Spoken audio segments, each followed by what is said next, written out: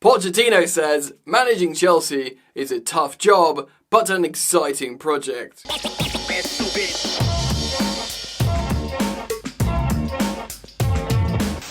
What's poppin', people? Welcome back to Football Therapy with me, your host Jan. I hope you're doing well, mate, in these difficult, turbulent testing times. I really do hope that. Welcome back to Chelsea News, the daily series here on the channel, blah, blah, blah, blah, blah, blah, blah. Today we're diving into an article from The Athletic from both Chelsea correspondents, Chelsea specialists, Chelsea experts, Liam Twomey and Simon Johnson. We're going to cite select segments. Wow, that's some good alliteration. And hopefully gain some insight what's actually happening behind the scenes. Then bring it all on home at the end of the video. Maybe reference some of what Pochettino said in his pre-match press conference. Thanks for joining me, gang. We are closing in on 180,000 subs. You can help me push over the line simply by subscribing if you're yet to do so.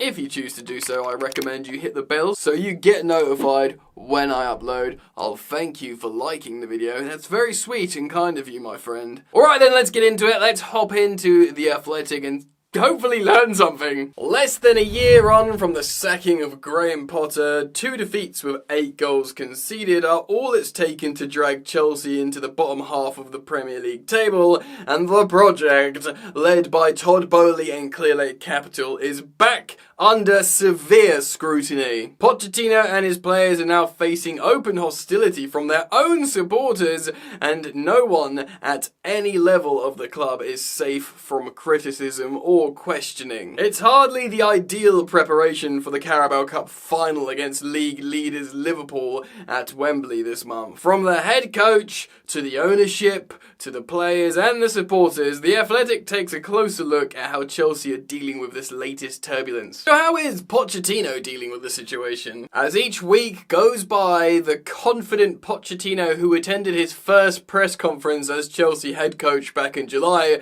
becomes more of a distant memory. It doesn't take long to break, Poch. Unlike Potter, Pochettino has been able to convey his thoughts in the media briefings in greater detail with more personality. He has made valid points about what impact a long injury list has on a squad. Missing key individuals not only means you cannot work with your best players on a regular basis, it also has a detrimental effect on the lack of competition for places. Yeah, makes sense. But there have been a few signs of the tension affecting him recently, with a couple of tetchy exchanges with journalists over questions they have asked. The most recent of these came last week when it was highlighted Pochettino's points return was similar to that of Chelsea's last season. After the 4-2 loss to Wolves on Sunday, Pochettino's Chelsea had 31 points from 23 top-flight games just at the same stage last term. Quote, "Last season, I wasn't here," Pochettino snapped. "It's 15 or 16 players that are different from last season. How can you compare? At the moment, we need to put it all into context. We need to put it together to build a team. It's not a magic touch." Yeah, I can kind of understand where he's coming from, but he is kind of losing it a bit. I mean, naturally one would, right? After whatever Chelsea has been this season. I mean, he's a contributing factor to that, absolutely. But this first presser when he was doing the Tuchel, yeah, this is Chelsea, we gotta win, no excuses. That seems like a long time ago now. There is sound reasoning behind that argument, but there should also be signs of progress by now in the way the team is playing. Unlike Potter, Pochettino benefited from having a full pre-season to work with the squad, plus fewer games, of course, in the absence of European competition. And despite the drip feed of injuries, there has been a core group of players with whom to work with for most of the campaign, such as Thiago Silva, Axel Disasi, Levo Colwill, Enzo Fernandez, Moises Caicedo, Conor Gallagher, Cole Palmer, Raheem Sterling, Mikhailo Mudryk and Nicholas Jackson have each made 19 Premier League appearances or more. In that context, there should be signs of a plan coming together. Bit of sass from the Athletic journalists there, Simon and Liam. Well, in that context, Pochettino, But arguably Chelsea's best displays have come at home against Liverpool, Arsenal and Man City, and this all came in the first 3 months of the season. Their worst away at Newcastle, United, Middlesbrough and Liverpool, plus the home defeat versus Wolves have all been in the past 3 months.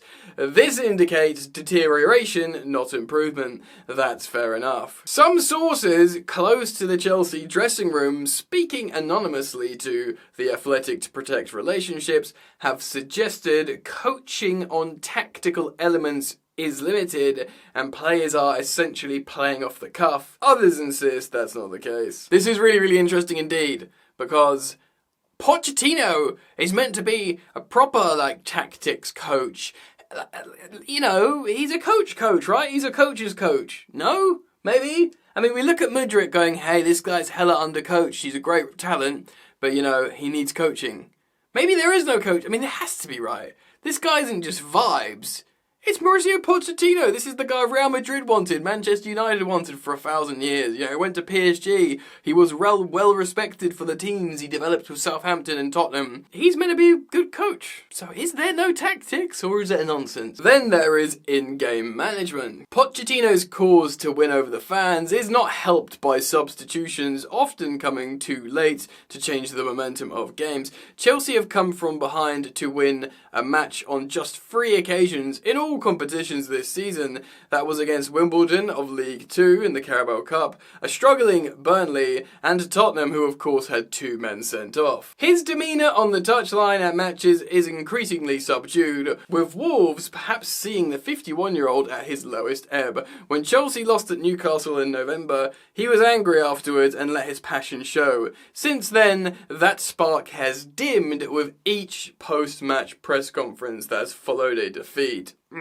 With Pochettino's Tottenham background, it was always going to be a tough win to get the entire fan base behind him. The Athletic was told by a few veteran fans from the outset that his association with their London rivals would mean he would never be welcomed. I think that's a little bit unfair. I feel like perhaps that's the opinion of a few. I don't think it was ever going to be like welcome home Poch kind of thing. Maybe that's what these fans mean. But ultimately, I think a lot of Chelsea fans saw his profile and thought, yeah, this could be really appropriate in terms of where we are as a project.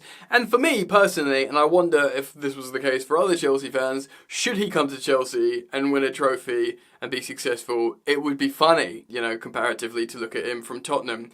I mean, it's 1 game away from winning a trophy. That feels unlikely at the moment, but yeah. But the head coach's role at Stamford Bridge is challenging no matter who is in situ, and one should bear in mind that Pochettino has a lot of relationships to manage and egos to keep in check. He's taken the Chelsea's men's team to a first cup final since the new owners took over. He pointed out last week that Jurgen Klopp was given time to build Liverpool into the much respected team they are today, and feels he should be given the same courtesy. Yeah, that's sort of true, but at the same time we spent a lot more money and had a lot more quality, but that's kind of like by the by in terms of, yes, we might be more talented, but when you build a whole new team, it doesn't matter if they're really good players. It doesn't matter if they're quite good players. There is an element of it can take a long time. But in this instance, it's much longer than any of us would have expected. And let's make no bones about it, it's simply not good enough. It's all well with the ownership though. Remember when the post-Roman Abramovich era began in 2022? How often would you see or hear from Todd Boehly? So it says much that when he spoke to the supporters at the annual lunch event in December, his appearance at Stamford Bridge stood out because he felt so rare. You seldom see Boehly and fellow co-owner Badadek Bali together these days. More than one source, also speaking anonymously to The Athletic, claims the duo are not on as good terms as they once were. That has been strongly denied by Chelsea, who stress things are working well between all the senior staff, including the co-sporting directors Paul Winstanley and Lawrence Stewart. Boehly and Igbali, who has a greater input on how Chelsea are run than many people may seem to realise, had dinner together in Los Angeles before the end of last year and communicate daily on the phone or via text. As in most businesses, there's there's been disagreements at the top, and on occasion those have been voiced in front of other people. But fundamentally the pair are still aligned on the overall strategy,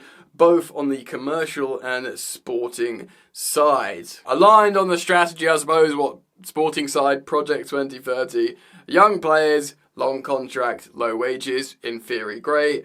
Commercial strategy, essentially optimising the capacity to earn more revenue for Chelsea, which there's been scope for that for a long, long time. If you look at how Abramovich's posse ran Chelsea, made a lot of financial losses, but you know it was more of a plaything for Roman rather than a sustainable business. So I get they were like, well, this needs to be better and sustainable. This needs to be better and sustainable, and a foundation needs to be built for both going upwards. It's all theory, though, isn't it? But Boehly and Igbali have other significant business interest. After an intense first season since the takeover, which saw Todd work as interim sporting director, Boehly planned to take more of a step back this season, which is why it's usually now Igbali, Winstanley and Stewart who are most visible at Stamford Bridge, whether up in the stands or venturing into the home dressing room after games. The hierarchy are content with the hires made to run the club, and after the disruption of the takeover, feel they are in a better position now to move forward in the months to come.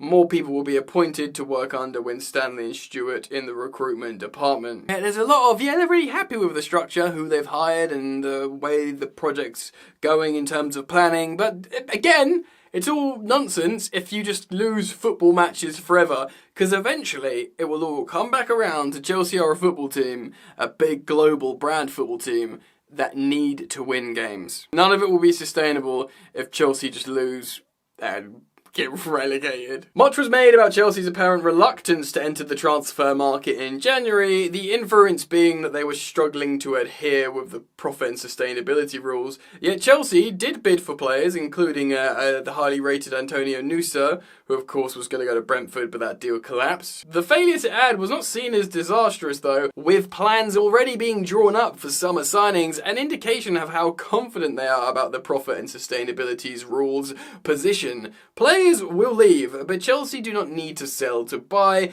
The number of ins and outs should be less than the summer of 2023, of course, when we did over 30 deals, including loans. Wow. As the club believe, most of the restructuring of the squad from the Abramovich era has been done. It's tinkering from now on rather than mass change. Well, when you look at it that way, since the Abramovich era, the restructuring of the club has done. There's no more like free exits of, Rudiger and Christensen and, SP retiring and Giroud moving on and, high wages. Again, a lot of it I like the idea. But while it just looks like a bunch of guys that met in the car park before kickoff and they don't know how to score goals and their heads drop, I don't care about the plans anymore. And I like the plans, But maybe a couple of players makes all the difference and they all grow up a little bit and confidence comes in. But it's just so hard to see it right now as a Chelsea fan, Because even if we do have a run of good games, if the heads can drop like the last couple of games and you concede 8 goals, it just feels like you're always around the corner from a collapse.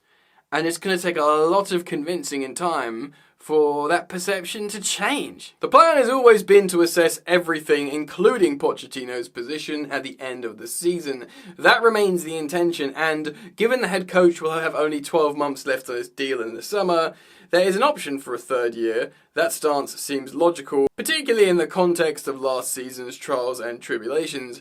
Firing Potter in last April did not pay off, and the team's campaign actually unravelled further from there. Chelsea feel it would take a significant downturn in form for a similar decision to be taken over Pochettino. There is a concern about recent performances, results and Chelsea's league position at the club, who still aspire to qualify for European competition via a high finish in the Premier League. The gap to 5th place Tottenham is 13 points, oh my god. But given the injuries of the squad, which is still to contend with, faith is retained in Pochettino and his process. I'm sure you guys want to hear the word process loads more. Does it make you feel better? Does it? What, no? One source has explained to The Athletic that Chelsea's idea from the outset was to build a squad ready to take advantage of the moment Guardiola and Klopp leave their jobs at City and Liverpool respectively, while trying to compete in all fronts in the interim. But there's always been some allowance for how the youngest group in the Premier League would need time to grow together. Wow, I mean, it sounds kind of crazy, but it makes sense. They probably all sat down in a boardroom meeting like, look, it's going to be hard while Klopp and Pep are here, especially Pep, but he can't be here forever. He's already losing his mind. If he goes in a couple of years, if we're sort of challenging up till then he goes, then we can take the Premier League title. Probably what the Arsenal board are saying with Arteta. So I guess it makes sense. Klopp's decision to leave Liverpool at the end of the season has come earlier than forecast. Guardiola's contract expires next year, while the 53-year-old has indicated he might even sign the extension. Chelsea believe there's a good chance he will not. Therein lies their hope, but Pochettino will still ultimately be judged on results and how much the players are improving under his guidance, just like any other coach would be. A little bit on the players, so Liam Toomey writes there's not a mutiny on the cards here, but some of the new arrivals have privately expressed regret at the long-term contracts they have signed, and they do not see the grand project that was sold to them in the first place. Add that to the inconsistency of the youth, the pressure of large price tags, and the increasingly open disdain of their supporters, and the results are a toxic mix. Yeah, it's really interesting with the players because we finished 12th last season. It was really, really bad. We got touched up and, towards the end of Lampard, we won no games. Yet we still convinced loads of players to join us. Moises Caicedo. Remember, Caicedo, Liverpool had a £111 million bid accepted to Brighton to bring Caicedo in, and Lavia as well. Lavia and Caicedo chose Chelsea over Liverpool, and they weren't getting crazy wages. In fact, I'm pretty certain Caicedo would have got paid more money than he is currently at Liverpool than he is at Chelsea. But they chose Chelsea. They chose the Chelsea project. Caicedo was like, yeah, me and Enzo are going to play together for a decade and we're going to win it all. And I said it before, I've joked around, but I'm kind of serious. They must have had one hell of a PowerPoint presentation to convince all these talented youngsters, yeah, don't worry about everyone else, Chelsea. Chelsea is the place to be. Their agents as well. Agents were convinced, by people with PowerPoints and projections and plans, actually, yeah, this could be good for you for a long time. And then the players go, okay, agent, off to go to Chelsea. And of course, it's been really bad this season. So what happens next, boys, girls, ladies and gentlemen? Well, as far as I'm concerned, they just won't sack Pochettino. He's got a final to play for, and despite the recent awful form, we did play very well against Liverpool on the opening day of the season. We were the better team out of the two, and Klopp said it himself, they were lucky to get a point against Chelsea. That was Pochettino setting Chelsea up against Liverpool. Yes, things are bad now, but maybe he has the capacity, as unlikely as it is, to get a result and win that game at Wembley, and then win a trophy and qualify for a European competition all within 90 minutes. With that as a possibility, and why Liam Toomey writes there isn't a mutiny against the manager, you have to not sack him. Also, it'll be expensive. He'll only have 12 months left on his contract in the summer, and you can assess everything holistically and see, beginning to finish the season, who's fit, who's not fit, who's injured, who's not injured, who's developed, who's regressed, what are we doing tactically, how are the fans feeling, how we playing against certain opposition. You'll have a whole season to assess. You can look at the mitigating circumstances, your injuries, your youth, your inexperience, the personal happenings of the young players that perhaps are distracting them. You can look at everything, but to just sack him now and bring in a vibes guy isn't going to work. And they'll basically look at, the Lampard scenario from last season and accept that. Again, I just watched Pochettino's pre-match press conference for the Aston Villa replay, and he still remains calm. Yes, he's not passionate and as excited as he was, because how can you be when things are bad? And he's like, yeah, this is a really tough job. This is a really tough job. It remains an exciting project. and I trust the players now more than ever, and we've got work to do, but it's not overly convincing for me. But then again, who can convince? I mean, I don't want to be too nihilistic about it, but who can convince me at the moment? I'm not so sure, man. It's real tough. But they are points. Let's try and be a bit positive and end on a little bit on a positive. Chelsea have very talented players, and despite there being some regret that a lot of them have signed long-term deals, we've locked them down. They are on long-term deals, so they're not going to run their contracts down the final. Say if they had 12 months left and leave. They've got to commit. They've got to look at themselves because they've signed the contracts now. They're in deep.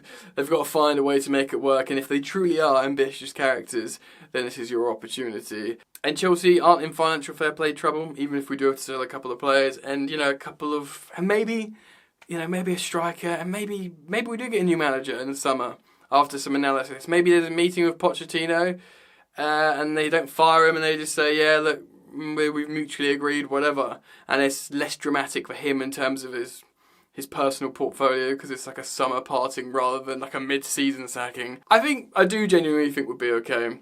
I think the intentions are all correct. It's just the practice and the application is all incorrect. And I guess we're all learning as we go. And it's very painful, but you have to believe. Anyway, let me know what you think. Comment down below. I look forward to reading your insights. I thank you as always for joining me here on the channel. Thanks for liking and subscribing. And I hope to see you back very soon. And hopefully every day. Yeah? Why wouldn't you want to hang out with me every day? Alright, I'm out. Peace.